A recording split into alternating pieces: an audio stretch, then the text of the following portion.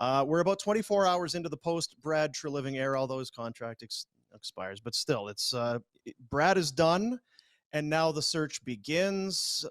You had kind of, I mean, not that you need to take credit, but there were some people when you would come on here and you'd say, well, there's going to be some changes. I just don't know to what degree. And people, and so, oh, thanks for the breaking news tips. That's a real breaking news there.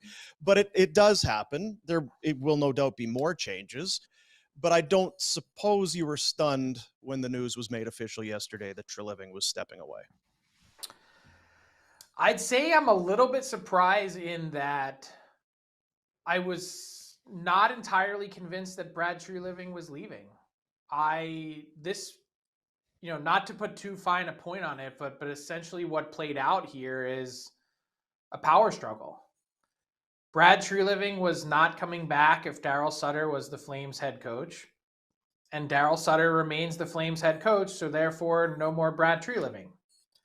And I'm a little surprised, given that it's not just a Brad Treliving issue here, that it extends to multiple players, that Darryl Sutter is the one who survives. And I guess I should say for now, because I'm not convinced that when the puck drops on opening night in October, that Darryl Sutter will still be the guy behind the Flames bench.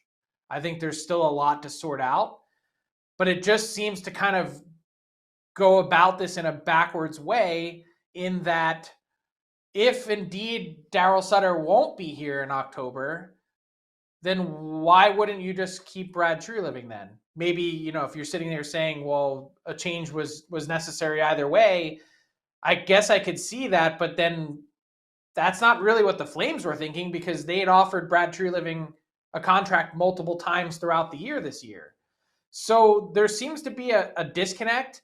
I guess, Rhett, you'd know this, as well. Like, I never have gotten a sense through the lockouts that Mary Edwards was a big player-friendly guy.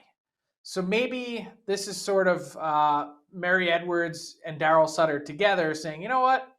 The inmates are not going to run the asylum here. This is how we're going to do things. Get in line. I just think that really makes for a tough situation for whoever this next general manager that walks into the spot. They're going to have to pick through a lot, and it's not going to be an enviable place to be.